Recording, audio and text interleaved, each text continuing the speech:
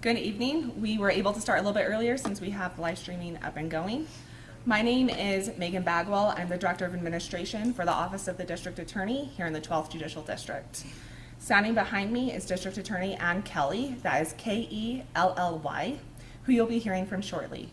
I also have Sheriff from Saguache County, Dan Warwick, Warwick, Chaffee County Sheriff, Andy Rorick, Rohrich, and Colorado Bureau of Investigation, Agent in Charge, Chris Adams, ADAMS. After District Attorney Ann Kelly's statement, she'll be available for a few questions. Any other questions after that can be directed to media@da12.state.co.us. Thank you.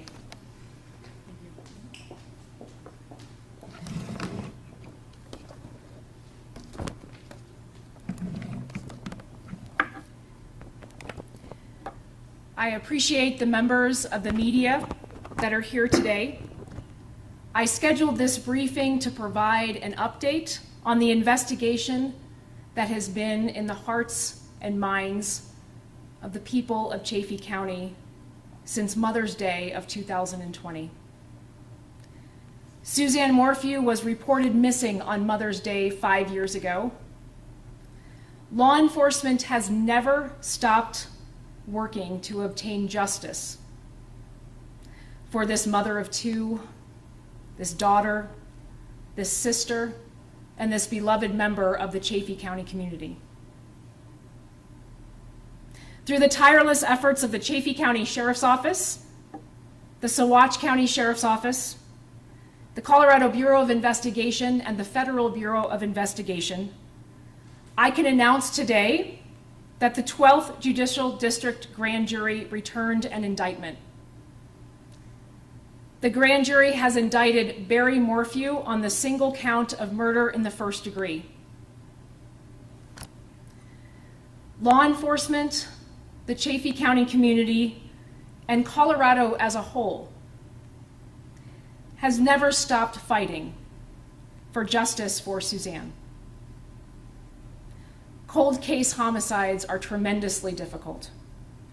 They're difficult for the families of the victims and the communities who wait patiently for answers.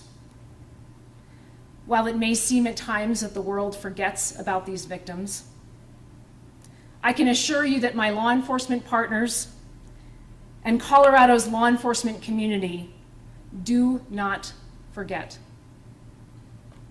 Every unsolved murder is a tragedy, and we must never give up on our efforts to find answers in these cases.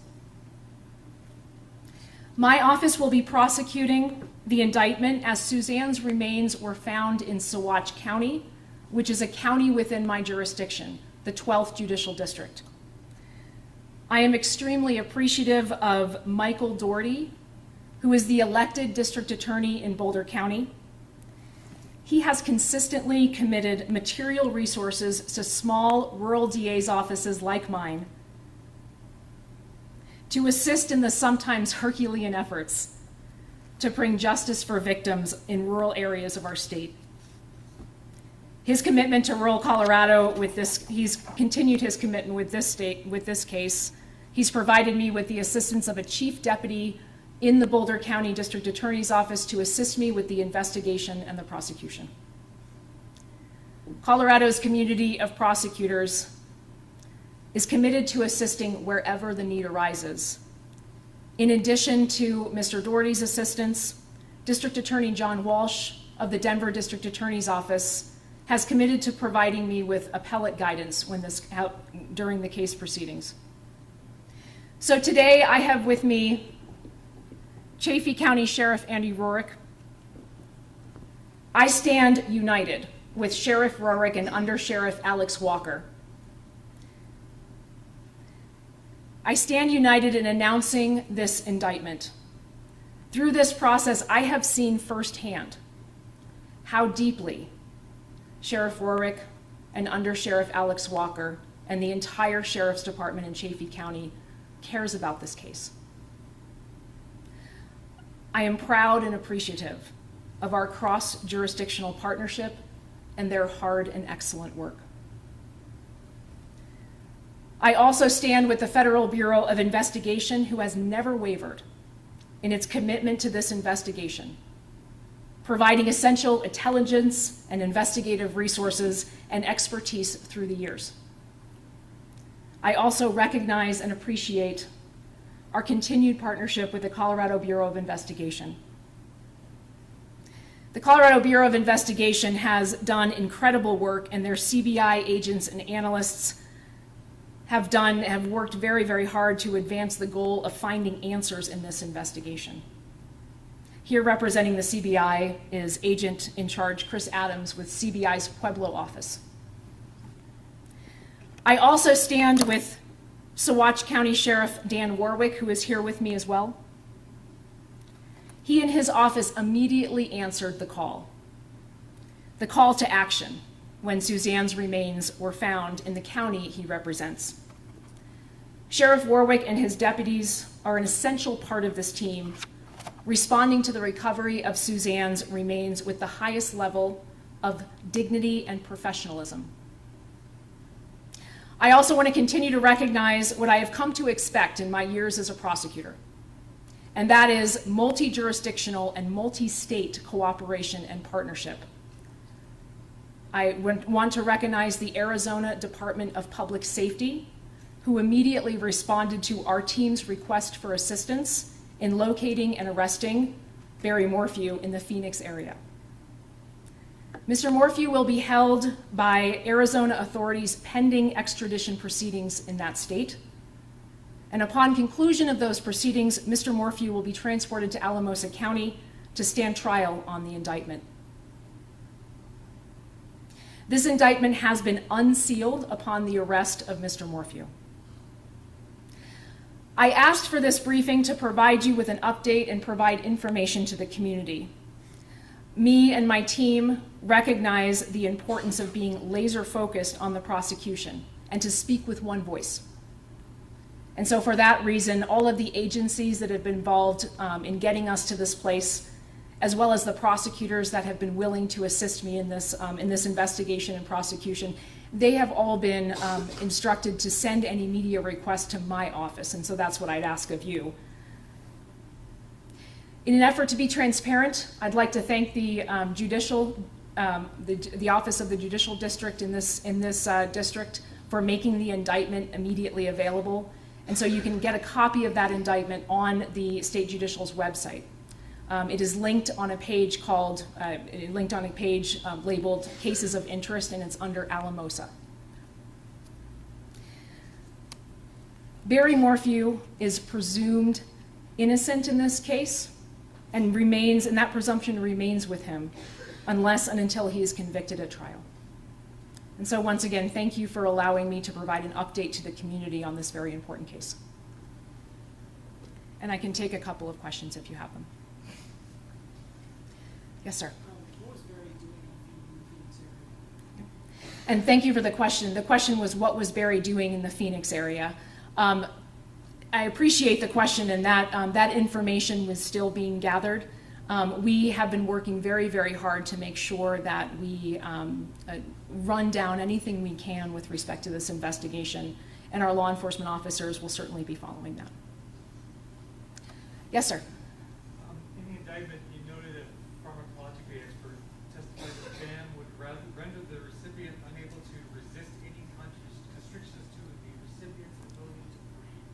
Do you believe the dosage of BAM was so great it killed her, or that she was so incapacitated she was strangled or something? And thank you for that question. I am looking forward to having our team present all of those facts in a court of law. Obviously, I would like to be able to provide my comments, but my ethical obligations will not allow me to. However, I am very appreciative of the Judicial Department for making that indictment available, and I look forward to having our team present this case in court. Yes, ma'am. Why now? That's a great question. And so we, as prosecutors in Colorado and law enforcement in Colorado, we are very dedicated to making sure that we don't forget the victims of cold case homicides. But we also understand that it is so important to make sure that we have done everything we can to bring a case to court And we are proud of the work that we've done. Every victim of homicide, murder in Colorado deserves that kind of attention, deserves that kind of work from law enforcement. And I would say that having the opportunity to work on these cases and to bring justice for these victims has been very important to me. Yes? Yeah, let me. Okay. Yes, sir. Was Morphew surprised about when he was taken to custody? Was he expecting this? And thank you for that question. The question is whether or not Morphew, what Mr. Morphew's reaction was. And I can tell you that that's going to be part of the case, and we look forward to presenting that in front of a jury. Yes, sir. So the male DNA was found in Suzanne's car. Are you guys moving forward? Are you guys using that evidence for this trial? Tell us more about that. And thank you for that question. The indictment has a wealth of information about that particular topic, as well as the probable cause that supports the arrest in this case. And obviously, we are going to do everything we can to make sure that justice is done for Suzanne, and that includes being as thorough as we can about the facts of the case. Another question. When you arrest Barry in Arizona, so that's still investigating right now with Arizona law enforcement? So the Arizona Department of Public Safety has been an incredible partner for us. They organized immediately when we asked them to respond when we received the indictment. So I very much want to thank the Arizona Department of Safety. What about you, sir?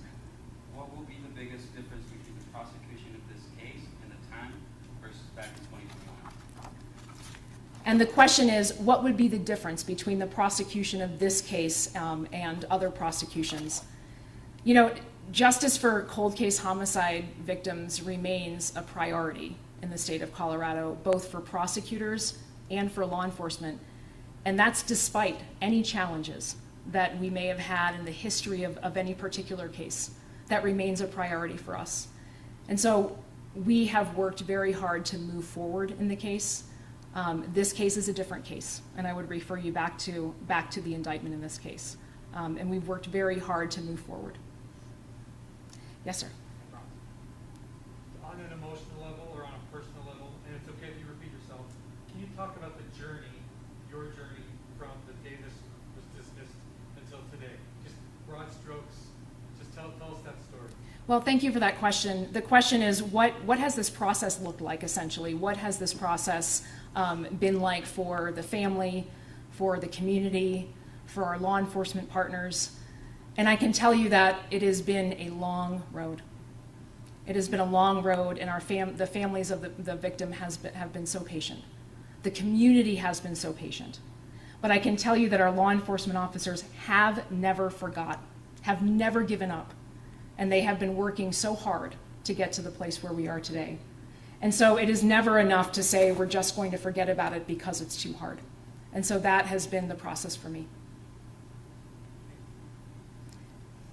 And I'll take maybe one more question here in the front.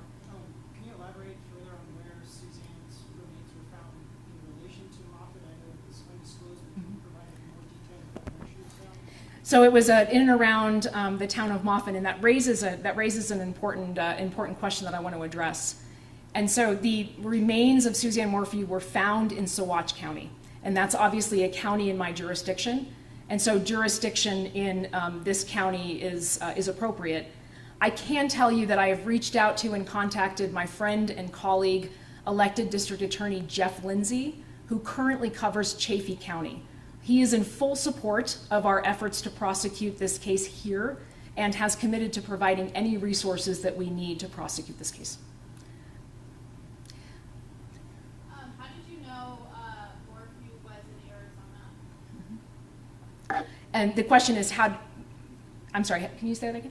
How did you know Barry was in Arizona? And I appreciate that question. We obviously have never given up on this investigation. And so working with our law enforcement partners, we were able to make that determination.